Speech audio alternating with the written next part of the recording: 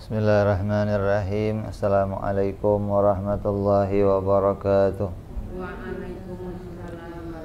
Al-Fatiha ila ruhi Sayyidina wa Habibina wa Syafi'ina Rasulillah Sayyidina Muhammad ibn Abdillah sallallahu alaihi wa ala alihi wa ashabihi wa azwajihi wa dhurriyyatihi Inna Allah ya'li darajatihim fil jannah wa yanfa'una bi asrarihim wa anwarihim wa ulumihim wa nafahatihim wa barakatihim di dini wa dunya wal akhirah wa yaj'aluna min hisbihim wa yarzuquna mahabbatahum wa yatawafana ala miladihim wa yahshurna fi zumratihim bil afiyatin wa salamatin lahumul fatihah.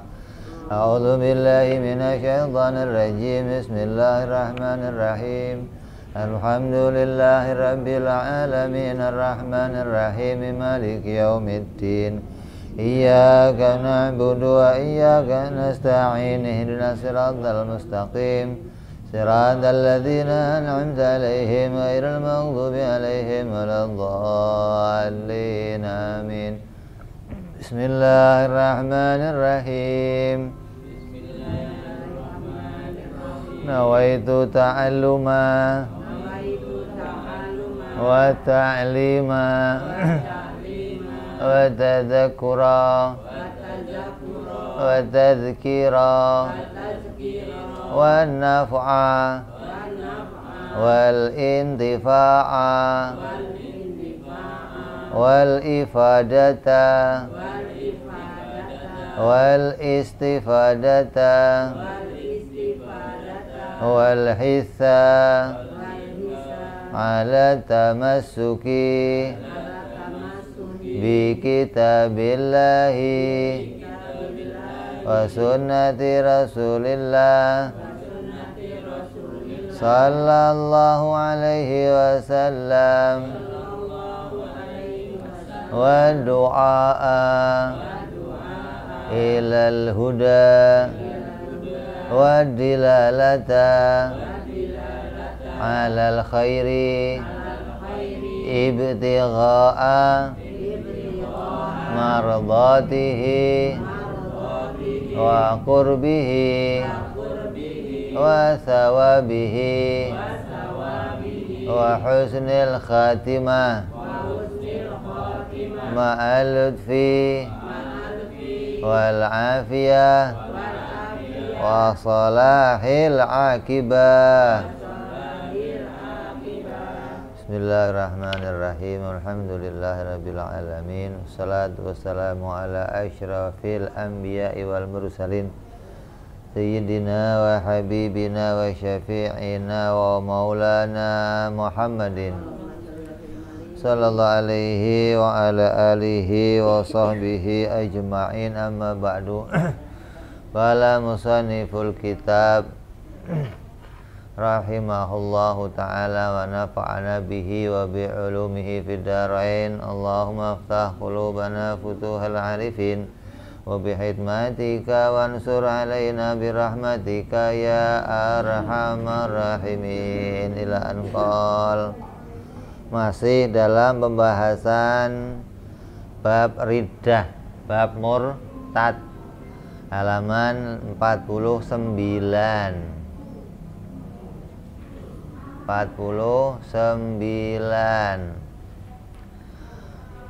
Nomor 12, mengharamkan sesuatu yang halal.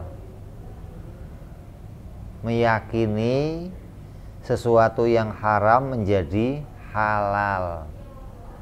Itu orang yang demikian hukumnya murtad. Kemarin sudah dibahas menghalalkan sesuatu yang haram. Sama, ada yang halal diomong haram, atau yang haram diomong halal. Ini mengharamkan sesuatu yang halal. Ada barang halal diharamkan. Contoh, seorang menikah, meyakini saya kalau nikah sama dia hukumnya haram, padahal dasarnya halal. Oh, ini bahaya. Atau sebaliknya, orang kawin sama orang Nasrani hukumnya apa? Haram. Terus dia ngomong halal nggak apa-apa. Itu nggak dosa, nggak murtad. Kayak siapa, Lydia Kandus sama siapa itu? Apal dah dia begitu mah dia mah. Tapi sekarang udah cerai ya Bu ya? Udah cerai ya? Oh nggak diundang ya? Mungkin sadar terus dia cerai. Sebenarnya nggak usah cerai. Kenapa? Karena nggak ada perkawinan hukumnya. Jadi orang kafir sama orang nggak sah gitu loh. Kok dia meyakini ini halal, maka dia sudah keluar dari agama Islam gitu loh. Berarti dia menghalalkan sesuatu yang haram. Sama ini sebaliknya, mengharamkan sesuatu yang halal. Seperti jual beli, kalbe wa mubadalatul mutakawwim bil mal, al mutakawwim tamlikan wa tamalluk. Jual beli itu apa sih? Jual beli itu adalah pertukaran barang berharga dengan harta yang bernilai, namanya jual beli. Pertukaran barang yang berharga. Kalau nggak ada harganya bukan jual beli. Jadi kalau ada harganya ditukar dengan barang yang lain yang berharga, namanya jual beli. Lah, ada barang yang boleh dijual, boleh dibeli, ini kok diharamkan? Nggak boleh, kamu haram jual ini. Oh, nggak boleh. Sesuatu yang halal dijual, selamanya halal dijual. Sebaliknya sesuatu yang haram dijual, yang nggak boleh dijual, kayak apa contohnya? Itu jelas. Kucing. Haram jual belinya. Orang-orang saya harus beli kucing sekian juta, haram hukumnya beli kucing itu. Kucing nggak boleh jual beli. Nah, kasih boleh gitu loh. Artinya dia bukan memiliki. Kucing nggak bisa dimiliki. Barang yang haram nggak bisa dimiliki. Ini kucing saya, nggak bisa. Kalau ada orang nyolong kucing nggak dosa, karena barangnya nggak boleh dimiliki. Makanya kucing itu mau keluar masuk rumah kita terserah. Mau pindah ke rumahnya orang, mau pindah ke rumah. Kadang kita kalau beli kucing yang anggoran yang keren kan, mahal kan, kandang dianggap itu miliknya, nggak boleh. Kalau kita ngempanin boleh, tapi memiliki nggak boleh. Sama kayak jual beli tai, kan ada kan pupuk itu, tai ayam, tai kambing, tai sapi dijual kan, nggak boleh jual beli. Bolehnya ganti tenaga mengumpulkan. Bukan, kamu waktu ngumpulin kan capek, tenaganya berapa ngumpulinnya sehari gitu loh. Jadi yang saya beli itu tenaganya dia, bukan barangnya gitu loh. Karena barangnya nggak bisa dimiliki, karena barang haram. Kalau sekarang raja-raja Arab meliharanya apa? Elang. Oh, haram juga. Macan. Kita lihat kan di TV-TV itu ada orang-orang Arab main sama macan, sama itu haram, nggak boleh. Artinya nggak boleh ada jual beli. Terus dia ngomong nggak apa-apa jual beli. Oh, itu hukumnya bukan dosa murtad. Hati-hati nih. Jadi murtad itu kadang kita nggak sadar kita sudah murtad, keluar Islam, walaupun kita merasa masih dalam agama. Walaupun KTP-nya masih Islam, kalau agama ngomong kamu sudah keluar, ya kamu keluar. Makanya kitab ini bab kedua membahas murtad. Bab pertama kitab ini membahas sesuatu yang diwajibkan kepada kita masuk agama Islam. Caranya masuk Islam gimana diajarkan. Setelah tahu caranya masuk Islam, bab kedua membahas hati-hati ada pintu keluar dari agama. Jangan sampai kamu secara nggak sengaja tahu-tahu melangkah ke pintu keluarnya. Setelah masuk kita nggak boleh keluar sampai mati, ya kan? Wala tamutunna illa wa antum muslimun. Jangan sampai kamu mati kecuali beragama Islam. Kok tiba-tiba kita mati keluar Islam? Oh, ini bahaya ya. Nah ini pintu-pintu yang membuat kita keluar dari Islam. Begitu pula mengharamkan sesuatu yang halal. Nikah halal diharamkan. Contohnya siapa? Pendeta. Nggak boleh nikah, haram. Oh, orang Islam nggak ada begitu. Kalau ada orang Islam ngomong kamu nggak boleh nikah, hukumnya murtad dia. Boleh siapa aja nikah, boleh, nggak ada masalah. Kenapa nggak boleh nikah? Kecuali menikahi sesuatu yang nggak boleh dinikahi. Nikah itu apa nikah? Nikah itu apa? Baca dong, kan ada di situ. Nikah itu perjanjian yang mengikat atas kepemilikan memanfaatkan kelamin perempuan, itu namanya nikah. Kepemilikan memanfaatkan. Nah, manfaat dari kelamin perempuan dengan disengaja. Artinya dijual, beli, kan? Bapaknya jual nih, gua jual nih. Nah, saya beli pakai mahar. Gitu loh. Perempuan nggak terima, saya nggak dijual loh, kok saya beli kok. Makanya perempuan sepenuhnya milik laki-laki, bukan laki-laki milik. Sekarang kan kebalik, laki-laki dikuasai. Oh balik, ada juragan dikuasai sama. Kan repot. Yang nguasain kamu perempuan juragannya. Kenapa? Saya yang beli kamu gitu loh. Sekarang kan enggak, karena emansipasi wanita kita sederajat. Itu kelompoknya Raden Ajeng Kartini. Kayak sekarang hati-hati nih. Kalau Rasulullah kan cuma meningkatkan derajat wanita. Iya, bukan menyamakan derajatnya. Meningkatkan itu maknanya menjadi orang yang dihormati, yang tadinya nggak ada harganya. Ketika dia kawin dengan orang Islam dihormati, taruh di rumah, pakaiin kerudung, nggak keluar-keluar, itu dihormati. Dulu wanita itu nggak ada harganya gitu loh. Makanya orang bule bikin lagu judulnya apa? No Woman No Cry. Kalau dunia nggak ada perempuan, nggak ada tangisan. Orang nangis gara-gara itu merendahkan perempuan, lagu itu sebenarnya. Dianggap nangis itu kerjaannya, padahal nggak begitu kan. Nangis kerjaan siapa saja. Hanya gara-gara nggak senang sama keberadaan perempuan, jadinya begitu. No woman, no cry. Islam nggak begitu. Islam mengangkat martabat perempuan, tapi bukan menyetarakannya. Nah sekarang ini ada program menghancurkan agama Islam. Caranya bagaimana? 3 cara. Yang pertama, kalau pengen Islam hancur, caranya hilangkan peran ibu rumah tangga mendidik anaknya. Kan guru pertama untuk anak siapa?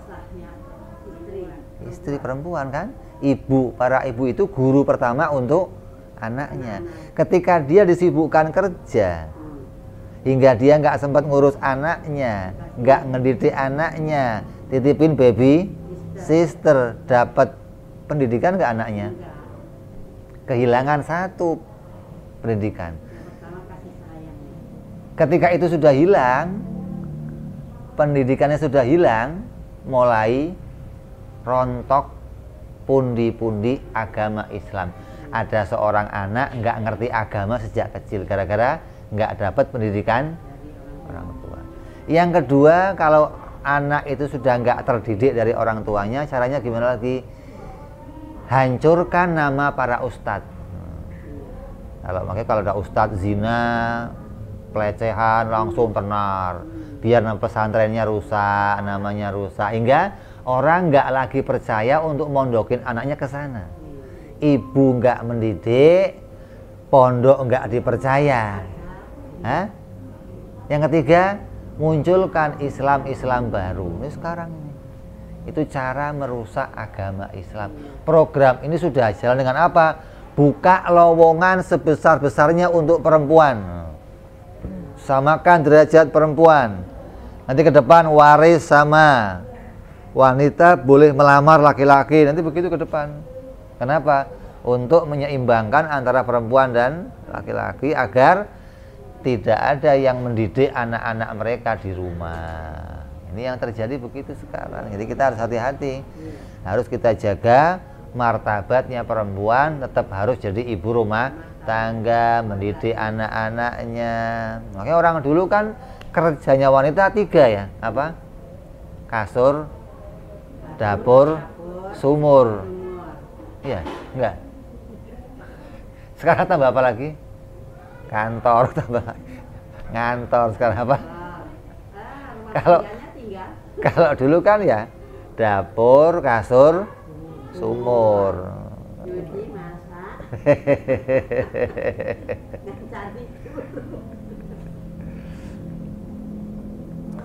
Terus lagi, au nafa wujuba mujma'in alaihi, atau meniadakan kewajiban yang para ulama telah sepakat atasnya. Seperti apa? Mengatakan kasolawatil khamsi au sajdati minha wa zakat. Mengatakan bahwa sholat enggak wajib, atau sujud dalam sholat enggak wajib, atau zakat itu enggak wajib. Ngomong begitu hukumnya murtad. Kalau kita enggak sholat hukumnya apa? Dosa, bukan murtad. Ada orang kok nggak pernah sholat, kita nggak boleh ngomong orang kafir, nggak boleh.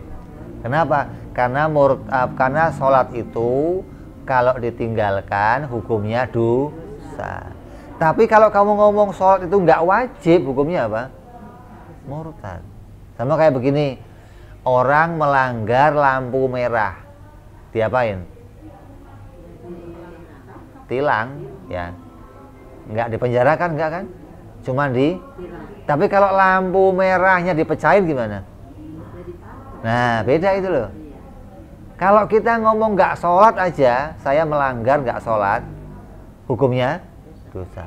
Tapi kalau ngomong sholat kewajiban siapa sih, nggak wajib sholat, kamu langsung murtad saat itu juga.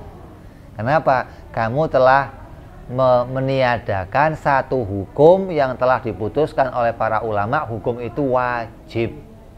Sama kayak pakai kerudung, kok ngomong nggak wajib, hukumnya murtad. Kalau kamu nggak pakai kerudung doang, saya gerah, nggak pakai kerudung, tapi tetap ngomong kerudung itu ya wajib sih, cuma saya nggak mau pakai aja, hukumnya masih dosa.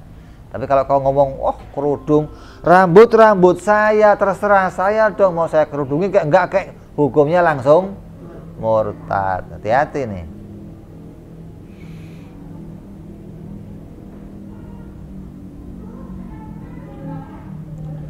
Makanya dulu zamannya meninggalnya Rasulullah Shallallahu Alaihi Wasallam, orang-orang Yaman menganggap zakat itu wajib ketika ada Rasulullah. Setelah Rasulullah meninggal, mereka nggak mau bayar zakat, maka langsung dikirim pasukan memerangi mereka. Kenapa? Mereka termasuk kelompok orang-orang murtad karena meninggalkan membayar zakat. Terus wasaum, meninggalkan puasa Ramadan, menganggap puasa Ramadan bukan kewajiban. Oh, nggak wajib puasa. Atau wal haji wal wudu, atau menganggap haji dan wudu itu nggak wajib. Mana nggak ada kewajiban haji, nggak ada kewajiban wudu. Ini ngomong demikian, hukumnya hatinya langsung sampai pada murtad. Jadi murtad itu kamu nggak usah pengumuman, saya mau masuk, mau keluar Islam, nggak usah pengumuman, nggak usah. Cukup hati kamu meyakini ini, otomatis kamu murtad. Terus yang ke-14, aujaba malam yajib ijma'an, mewajibkan sesuatu yang tidak diwajibkan seperti juga.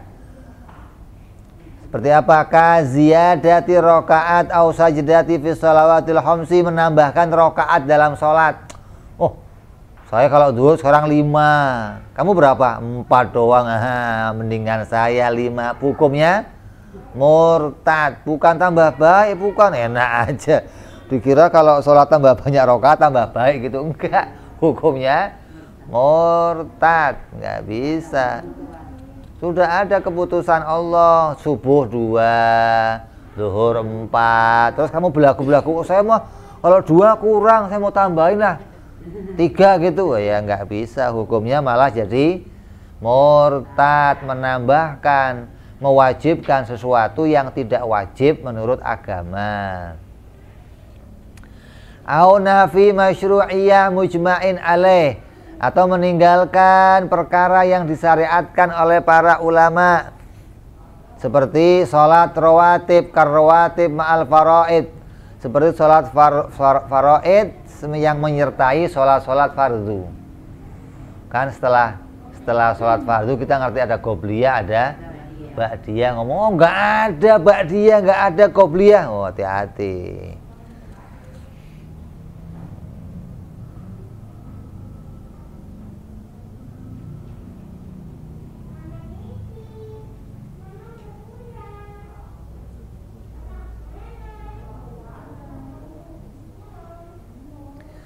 Sholat rawatib itu ada 2 pengertian. Ada maksudnya rawatib itu sholat yang mengikuti sholat fardu, qobliyah atau ba'diyah, atau sholat rawatib itu adalah sholat yang waktunya pada waktu yang tertentu, nggak bisa waktu yang lain.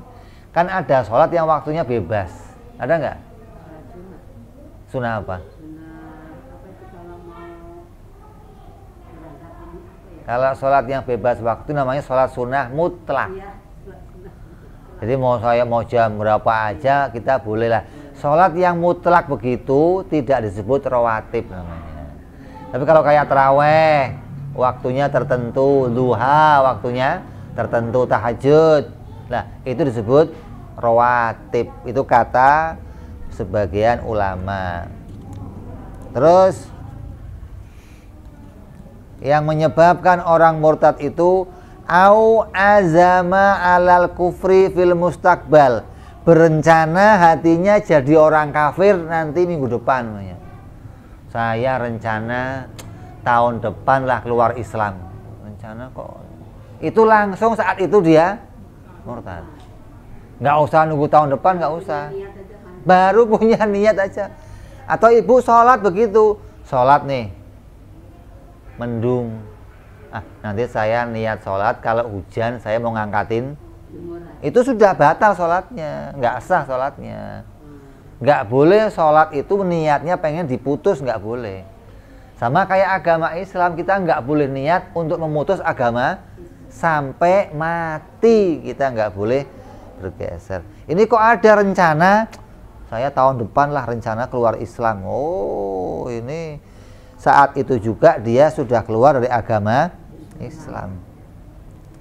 Atau dikatakan oleh Imam Nawawi begini, siapa orangnya yang mengatakan semua agama sama, hukumnya murtad. Coba. Siapa yang ragu agama Islam satu-satunya agama yang benar, hukumnya murtad. Makanya sekarang lagi musim orang-orang siapa? Liberal. Yang mengatakan apa? Semua agama sama. Bahaya ini. Gak boleh kita ngomong begitu. Agama yang paling benar agama Islam. Apa yang difirmankan Allah apa? Inna dina indallahil Islam. Agama yang diridhoi Allah hanya agama, nggak ada agama yang lain. Jadi kalau kamu ngomong sekarang mau pemerintahnya, mau ulamanya, kadang ngomongnya semua agama sama, Kristen sama, Buddha sama. Lah kamu kenapa nggak masuk Kristen aja? Kenapa di Islam kalau sama? Kan begitu. Berarti orang itu boleh masuk agama mana? Terus bisa masuk surga lewat jalan mana? Oh nggak bisa. Masuk surga hanya lewat agama Islam, nggak ada jalan. Kok hati kamu mengatakan, ah bisa aja orang selain Islam masuk surga? Nggak bisa. Agamanya semua nabi sejak Nabi Adam itu agama Islam. Nggak ada agama lain, nggak ada. Kristen, Buddha, Konghucu, Katolik, itu hanya agama yang disahkan negara. Bukan agama yang dibawa para nabi, nggak ada. Nabi hanya bawa satu yaitu agama Islam. Nggak ada yang lain, nggak ada.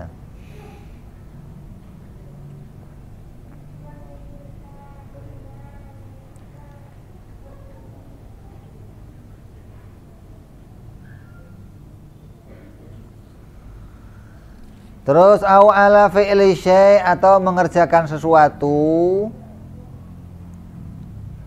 mimma dzukir dari apa-apa yang telah disebutkan, sesuatu yang apa? Membawa kepada kekafiran. Contoh, saya mau menyembah berhala minggu depan, saya mau nyupang minggu depan, saya mau menyekutukan Allah minggu depan. Oh, itu sama aja sudah murtad. Atau ragu-ragu dalam perbuatan itu, saya ini enaknya nyembah berhala apa enggak ya? Kok ragu-ragu? Ya itu hukumnya sudah murtad. Enggak boleh ragu masalah itu. Itu sesuatu yang harus diyakini haramnya gitu loh.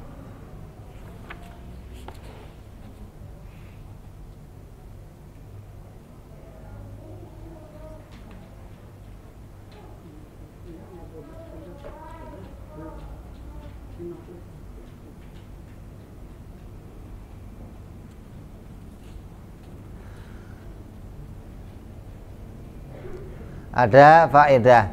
Lama nazala qaulu ta'ala wa in tubdu ma fi anfusikum aw tukhfu yuhasibkum bihillah syaqal mu'minuna minal waswasati wa syaqqa alaihim muhasabatu biha. Fa nazala qaulu ta'ala la yukallifullahu nafsan illa wus'aha. Ketika turun ayat yang bunyi ayat itu, dan jika kamu melahirkan, menampakkan apa-apa yang terbersih di hati kamu, ma fi anfusikum aw tukhfu yuhasibkum bihillah, hati kamu punya kerentek. Kerentek itu apa sih? Ya begitu dah, pokoknya dah begitu. Kerentek kok ngomongin orang, dasar udah hitam lu, jelek lagi, pesek, keriting. Di hati doang, di hati. Kamu akan dihisap oleh Allah di akhirat nanti. Ketika turun ayat itu, banyak orang-orang sahabat pada masa itu merasa berat. Ya Rasulullah, datang ke Rasulullah. Kalau saya ngomong ya Rasulullah, yang omongannya salah, saya terima kalau saya dihukum ya Rasulullah. Tapi kalau baru di hati ya Rasulullah, kan berat. Gimana saya mencegahnya ya Rasulullah? Toh itu perbuatan saya yang orang lain gak ada yang tahu kan? Makanya orang yang cantik disuruh cari apa, pakai apa? Cadar. Kata mereka, kalau yang jelek nggak usah, justru yang jelek juga pakai cadar. Enggak. Jadi jangan nyebabin hati kita salah. Kalau yang cadar pakai, yang jelek pakai cadar, kan kita nggak ngomongin lagi kan? Coba udah jelek, dandan, semok, orangnya menor lewat depan kita. Kita lihat ini gemes apa itu. Coba dia pakai cadar. Kan aman kan? Jadi kata orang, yang cantik harus pakai cadar. Kata saya, yang jelek lebih-lebih lagi suruh pakai cadar. Biar nggak ngerusak hatinya orang gitu. Dasar udah jelek pakai pamer-pamer lagi. Kalau cantik pamer nggak apa-apa, Pak. Jelek pamer-pamer lagi. Nah itu, sahabat pada masa itu datang ke Nabi merasa berat atas perintahnya Allah. Andai di hati kamu ngomongin orang, Allah akan menghisap kamu. Baru di hati, belum dikeluarin, Allah menganggap itu dosa. Apanya? Apalagi? Iya, kalau diomongin lagi, apalagi? Lu jelek, lebih-lebih lagi. Double malah. Menyinggung namanya, menyinggung perasaan. Itu kurang ajar. Lah orang yang dikatain itu dosanya dikurangi. Nah itu, itu dosanya habis orang itu udah. Dosanya habis, iya dong. Diambil sama yang ngatain, biarin. Lalu Allah berfirman dalam ayat yang lain, la yukallifullahu nafsan illa wus'aha. Allah tidak akan membebani suatu kaum selain mereka akan punya kesanggupan. Ketika sahabat nanya sama Nabi tentang solusinya, kata Nabi, kamu ketika dapat perintahnya Allah, seberat apapun harus sami'na wa ata'na. Kamu nggak boleh ngomong yang lain, nggak boleh. Tetapi kalau saya kerjakan saya berat. Kalau berat dan nanti nggak sanggup, baru ngomong, ya Allah ampuni ya Allah, kok kayaknya ini saya nggak sanggup hari ini, gitu. Jangan baru diperintah, oh perintah apa ini berat, nggak mau saya kerjain lah. Nggak boleh. Nanti kita kayak orang Yahudi, kayak orang Nasrani. Orang Yahudi itu setelah menyeberangi Mesir lewat Laut Merah, kan dibelah sama Nabi Musa. Orang Bani Israel semuanya lewat untuk sampai ke negeri Palestina. Sebelum sampai Palestina, mereka istirahat. Kata Nabi Musa, semua kaum, ayo kita masuk negeri Palestina. Di sana negeri yang Allah janjikan untuk kita. Ini Bani Israel ini. Kata mereka apa? Musa, di dalam Palestina ada raja yang dolim, yang suka menyakiti orang. Saya nggak mau masuk ke sana. Kata Nabi Musa, wahai kaumku, Allah menjanjikan kalau kita masuk, kita akan diberikan kemenangan oleh Allah. Apa kata Bani Israel? Enggak Musa, kamu aja Musa sama Tuhan kamu masuk, kalau menang baru saya nyusul nanti. Kurang ajar ya ini. Itu Bani Israel tuh. Memang dasar biadab mereka ini. Nabi Musa disuruh pergi sendiri, kalau menang dia mau. La haula. Beda sama sahabat Rasulullah.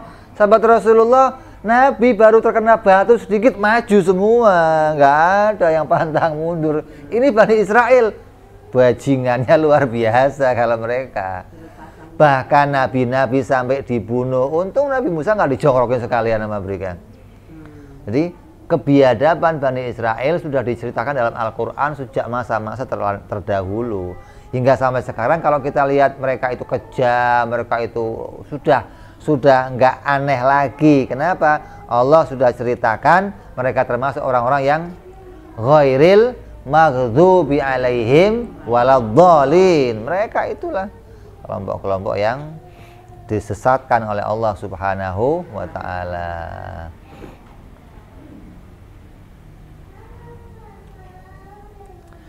Maka Allah tidak akan menyiksa seseorang dengan sebab sesuatu yang belum diusahakannya. Kalau sesuatu sudah diusahakannya, maka Allah baru akan menghitung orang tersebut salah atau benar. Kalau dia belum ngerjain, ya belum. Tapi kalau sudah di dalam hati, berarti sudah dikerjakan kan? Maka apapun yang terlintas dalam hati kamu, maka itu akan jadi kesalahan. Kalau orang ngomong begini, kan baru dalam hati, belum saya keluarkan. Kalau kamu keluarkan gimana? Menyinggung orang lain. Nah, itu dosa di situ. Disimpan ya dosa, dikeluarkan apalagi.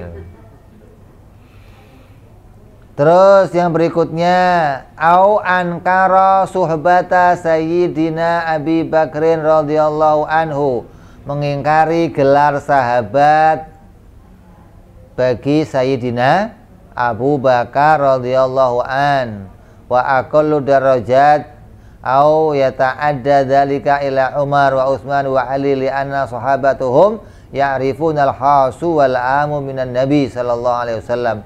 Mengingkari gelar sahabat untuk Sayyidina Abu Bakar. Siapa ini mereka? Siapa orang-orang yang mengatakan Sayyidina Abu Bakar bukan sahabat Nabi? Siapa? Orang-orang Syiah. Hati-hati nih. Yang mengatakan Sayyidina Umar bukan sahabat, Sayyidina Utsman bukan sahabat. Maka orang yang mengingkari salah satu sahabat Nabi hukumnya murtad. Padahal sahabat yang top malah jadi khalifah. Khalifah Abu Bakar, wa Umar, wa Utsman, wa Ali. Diingkari mereka, hukumnya murtad.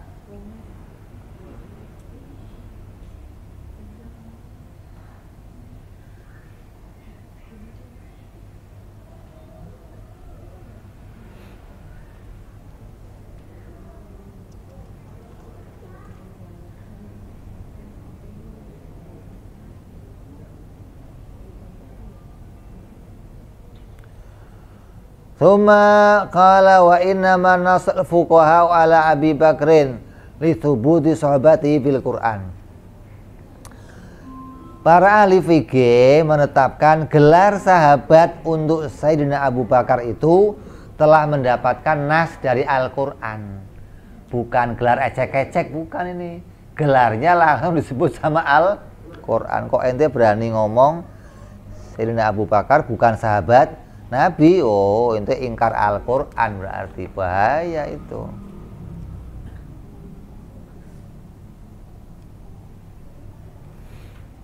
Ya itu. Terus yang berikutnya, au risalata wahidin minar rusuli al-mujma'i alai risalatihi, atau mengingkari kerasulan salah satu rasul-rasul yang telah disepakati kerasulannya, jumlahnya ada 25 nabi dan rasul dalam Al-Quran. Kok ada mengatakan ada mereka itu bukan nabi sebenarnya, ingkar, hukumnya murtad. Hati-hati nih.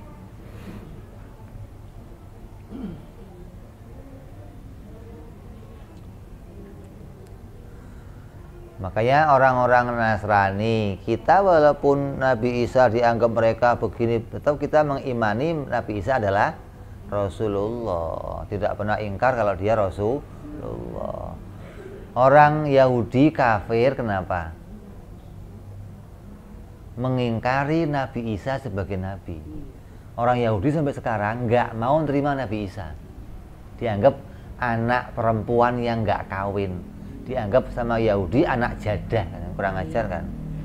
Jadi Yahudi sampai sekarang nggak mau terima Sayyidina Isa sebagai Nabi. Maka dia kafir, mengingkari satu Nabi. Nasrani kafir kenapa? Tidak mau iman sama Nabi Muhammad Sallallahu Alaihi Wasallam. Jadi dua-duanya kafir semua. Yahudi kafir nggak mau iman sama Nabi Isa. Nasrani kafir nggak mau iman sama Nabi Muhammad Sallallahu Alaihi Wasallam. Orang mukmin, orang Islam mengimani semua Nabi Allah. Nabinya orang Yahudi diimani, nabinya orang Nasrani diimani. Kenapa? Karena kita mengakui mereka termasuk Nabi Allah. Nggak ada yang kita ingkari, hingga kita termasuk orang yang iman kepada Rasulullah.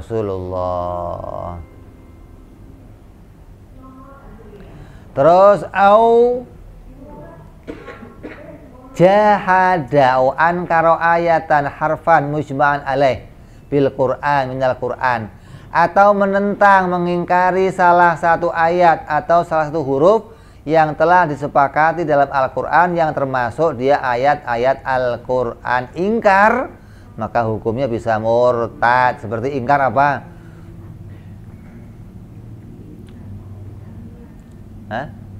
Ingkar ayat masna wa sulasa wa ruba. Ada Bu ya? Ada nggak ayatnya?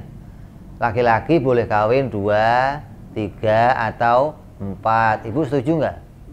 Nah, ingkar Al-Quran berarti hati-hati. Yang ingkar ayat Quran hukumnya murtad. Oh, bahaya Ibu. Jadi boleh ya? Loh, Quran yang ngomong.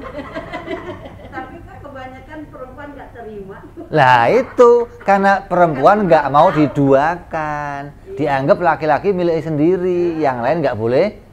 Oh, hati-hati. Jadi harus baca ini ya. Iya dong. Begawo. Maksudnya begini, Al-Quran mengatakan laki-laki boleh kawin 2, 3 atau 4, tapi bukan menganjurkan, bukan. hanya membolehkan. Boleh itu berarti punya alasan kan? Apa alasannya? Satu alasannya, apa? Perempuan yang pertama nggak sanggup menerima syahwat laki-lakinya. Kalau kumpul pagi, siang, sore, malam, kata perempuannya, ampun Pak, saya nggak sanggup lagi. Nah itu boleh diizinkan kawin lagi, gitu loh maksudnya. Itu jalan keluar, bukan perempuan masih cantik, geboy, molek, kawin lagi, laki main-main seret emang itu otaknya. Rada sowak begitu laki-lakinya. Alasannya lah, perempuannya monopos, nggak bisa punya anak, kawin lagi, gitu loh maksudnya. Dibolehkan loh, gimana nggak boleh? Kan tujuan perkawinan apa? Nah, ketika satu perempuan nggak bisa ngasih keturunan, maka dia harus merelakan lakinya kawin lagi. Oh saya nggak terima, ayatnya mana, hapus aja. Murtad, gitu loh. Jadi ayat ini juga seringkali dipakai oleh sembarangan orang untuk izin kawin lagi. Oh, ibu nggak begitu. Saya izinkan kamu kawin lagi kalau memenuhi persyaratan, gitu dong. Kalau istrinya masih istilahnya sempurna. Lah iya kan berarti nggak punya alasan kan? Nah, itu yang disebut laki-laki nggak punya alasan untuk kawin lagi ketika perempuan masih bisa ngelayani, masih bisa ngasih anak, masih sempurna, maka nggak punya alasan. Kalaupun dia kawin lagi, itu diguna-guna berarti itu.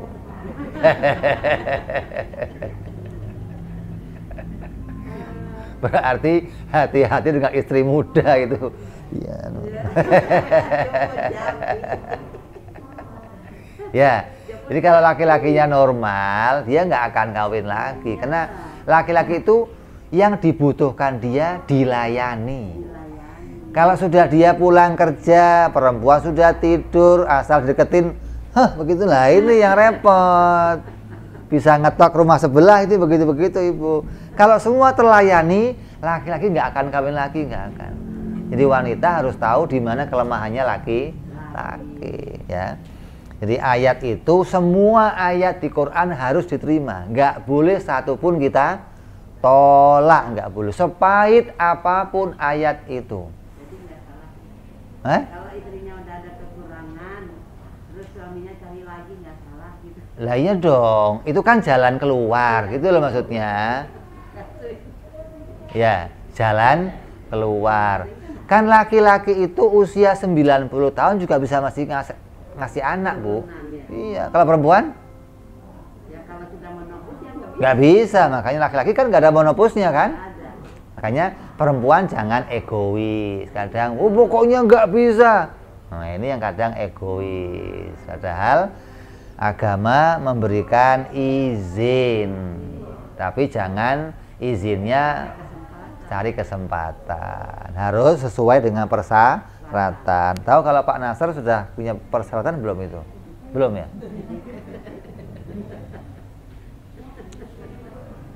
Nah, dengar ya, kalau dengar daftar saya Pak 1 gitu.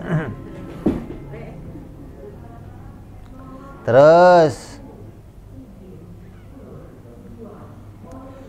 atau zada harfan fihi mujma'an alaih, atau menambahkan ayat-ayat dalam Al-Quran, atau menambahkan huruf-huruf dalam Al-Quran. Makanya ini kita harus bacaan Qurannya bagus.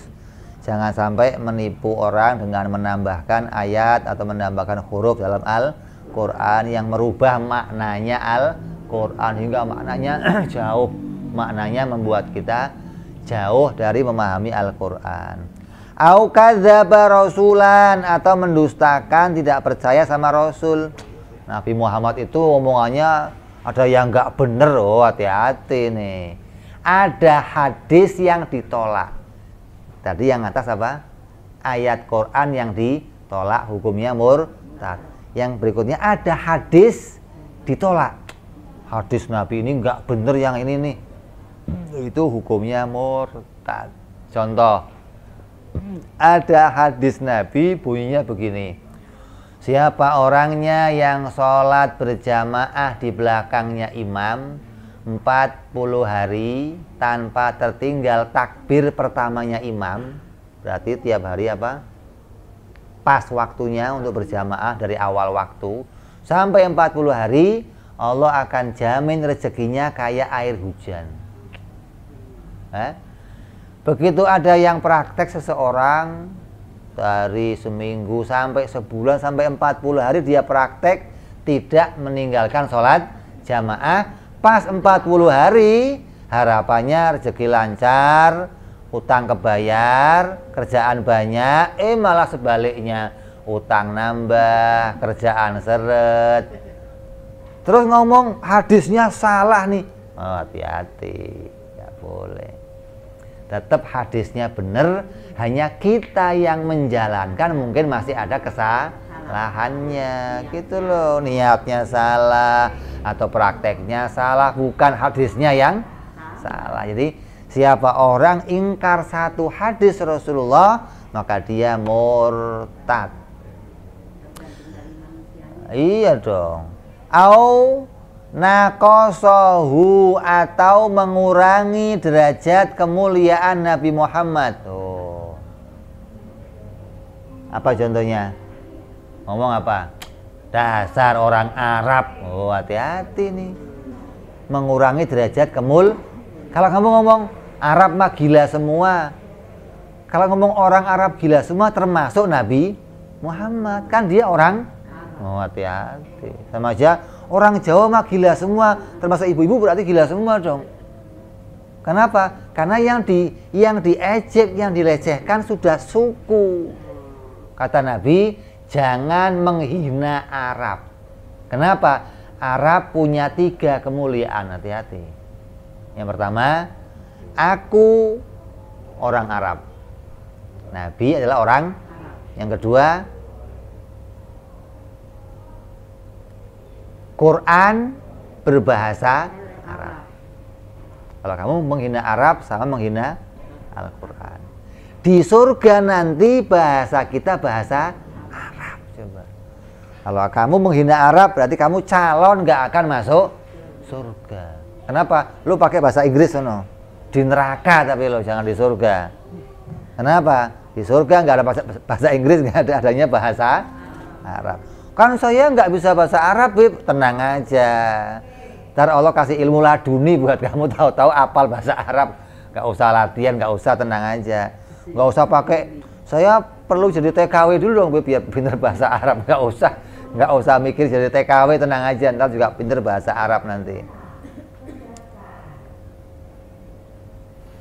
Mengurangi kehormatan Nabi Muhammad SAW atau mengurangi kehormatan para Rasul alaihissalam. Wadhalika kal Yahudi wal jahlati fi wasfihi Dawud alaihissalam bil hasad. Mengurangi derajat Nabi seperti mengatakan ada Nabi yang berdosa. Hati-hati nih. Yang paling banyak mengatakan Nabi Adam berbuat dosa. Kalau sampai perkataan itu mengurangi derajat kemuliaan Nabi Adam, murtad kamu. Contoh di sini Nabi Dawud berdosa. Nabi Dawud itu ceritanya sudah punya istri 99 orang, Bu. Kurang? Berapa? 99. Nabi-nabi sebelum Nabi Muhammad istrinya boleh banyak. Mau 200 boleh, 300 boleh, 400 boleh. Nabi Isa mengajarkan orang kawin cukup 1. Maka orang Kristen nggak ada kawin 2, nggak ada. Nabi Muhammad boleh lebih dari 2, tapi nggak boleh lebih dari 4. Nah, dibatasin namanya. Kalau Nabi dulu boleh lebih dari 4, mau 50 boleh, mau 100 boleh. Nabi Dawud kebetulan istrinya 99. Terus ada seorang prajuritnya punya tunangan. Cantik tunangannya. Nabi Dawud ngeliat tunangannya itu, nanya itu siapa? Oh, tunangannya prajurit anu katanya. Maka prajuritnya dipanggil sama Nabi Dawud, sini, kamu saya naikkan jabatan. Kayak Pak Jokowi, jenderal bintang 1, besok naik bintang 4. Oh, langsung nggak pakai jenjang-jenjang, nggak pakai ya. Bintang 1 ke bintang 4 langsung ikut perang. Begitu perang mati. Calonnya gimana? Nganggur gitu kan? Maka calonnya dilamar sama Nabi Dawud.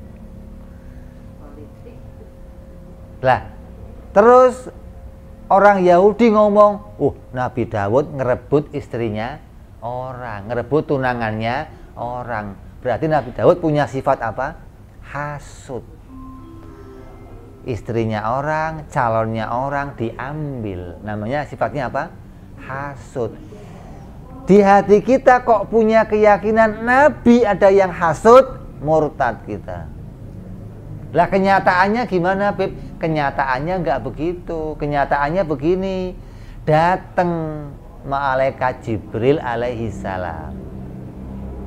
Ngasih tahu Dawud, itu wanita itu nanti akan lahir dari diri wanita itu anak kamu yang namanya Sulaiman. Coba gimana Ibu? Ini tunangannya orang. Malaikat Jibril datang, Dawud, itu wanita itu nanti akan melahirkan anak kamu namanya. Terus caranya memiliki gimana coba? Masa mau cerai buat saya? Kan nggak bisa begitu. Walaupun Nabi Daud itu raja dan nabi, maka caranya gimana? Suruh perang, gitu loh. Perang mati, jadi janda atau belum nggak bisa nikah, maka dilamar sama Nabi Daud. Wanitanya ngomong apa? Saya nggak mau jadi selir kamu. Kamu sudah punya 99 istri, saya nggak mau jadi selir kamu. Karena menolak, malaikat Jibril datang ke sana, nyamar jadi laki-laki untuk menasehati perempuan itu. Apa kata malaikat Jibril? Perempuan, kamu kenapa nggak mau sama Nabi Dawud? Oh, nggak mau. Ntar saya jadi selir dia, nggak ada hitungannya. Jangan begitu, kamu yang pinter. Gimana caranya? Kamu buat perjanjian sama Nabi Dawud. Saya mau nikah sama kamu, tapi kalau saya punya anak saya harus jadi raja. Begitu dong. Oh gitu ya. Diajari sama malaikat Jibril. Akhirnya karena dipikir kok betul juga, maka yang kedua kali Nabi Dawud ngelamar lagi ke perempuan itu. Sampai sana perempuan itu mengutarakan persyaratannya. Oke, saya mau jadi istri kamu, tapi syaratnya kalau saya punya anak nanti, anak saya harus jadi putra mahkota. Apa kata Nabi Dawud? Oke, ya oke. Oh, sudah kasih berita, anaknya namanya Sulaiman. Sampai terjadilah perkawinan. Jadi kawinnya bukan dengan nafsu, bukan. Karena berita Allah, di situ akan lahir Nabi Sulaiman, maka dikawini sama Nabi Dawud. Jadi kawinnya bukan gara-gara nafsu, bukan hasud. Semua nabi dijaga oleh Allah dari mempunyai sifat-sifat jelek seperti itu. Hingga kalau kita mendengar cerita nabi terus muncul di hati kita, oh, nabi nggak bener nih, hati-hati.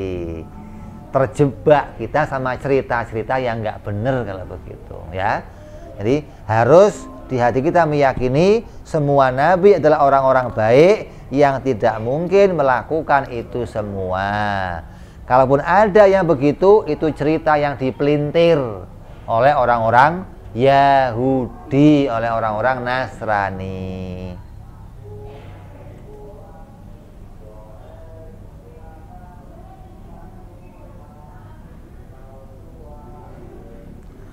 Atau au jawaza nubuwata ahadin ba'da sayyidina nabiyina Muhammad sallallahu alaihi wasallam, atau meyakini adanya nabi lagi setelah Nabi Muhammad. Hukumnya apa?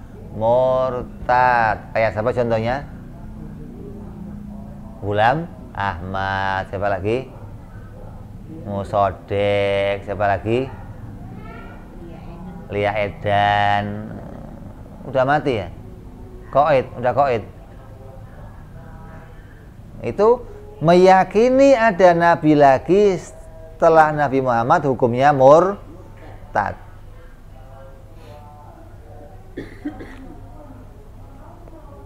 Atau ada orang ngomong saya dapat wahyu, oh murtad, hati-hati nih.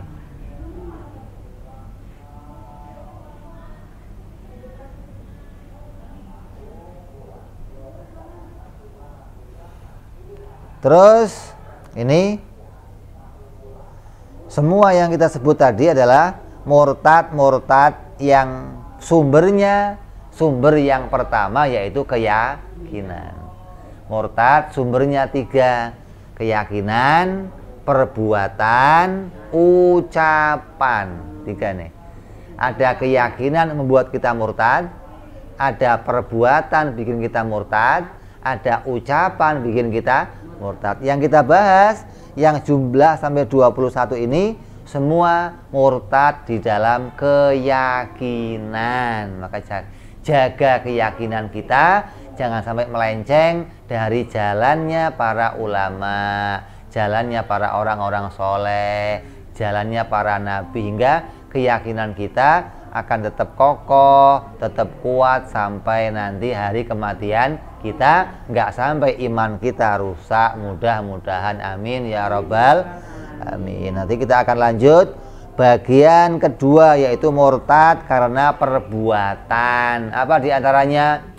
Sujud pada berhala dan yang lain-lainnya. Insya Allah kita akan ada pada perjumpaan yang akan datang. Wallahu a'lam bishawab. Wa ila hadratin nabi. Al-Fatihah. A'udzu billahi minasyaitonir rajim. Bismillahirrahmanirrahim. Alhamdulillahi rabbil alamin arrahmanir rahim maliki yaumiddin. Iyyaka na'budu wa iyyaka nasta'in. Ihdinas siratal mustaqim. Siratal ladzina an'amta 'alaihim ghairil maghdubi 'alaihim waladdallin. Amin.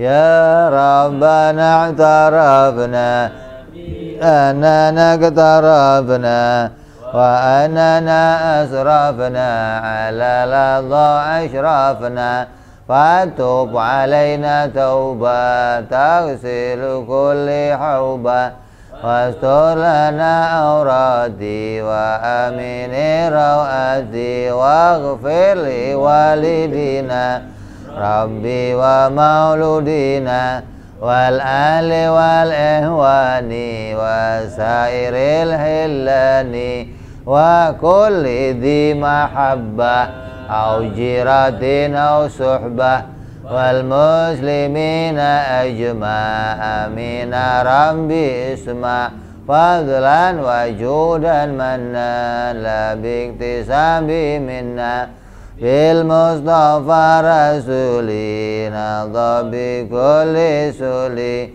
salla wa sallam rabbi alaihi andal habbi wa alihi wa sahbihi dada tahsi suhbi walhamdulil ilahi fil bad'i wa tanahi subhana rabbika rabbil izzati amma yasifun wa salamun alal mursalin walhamdulillahi rabbil alamin. Assalamualaikum warahmatullahi wabarakatuh.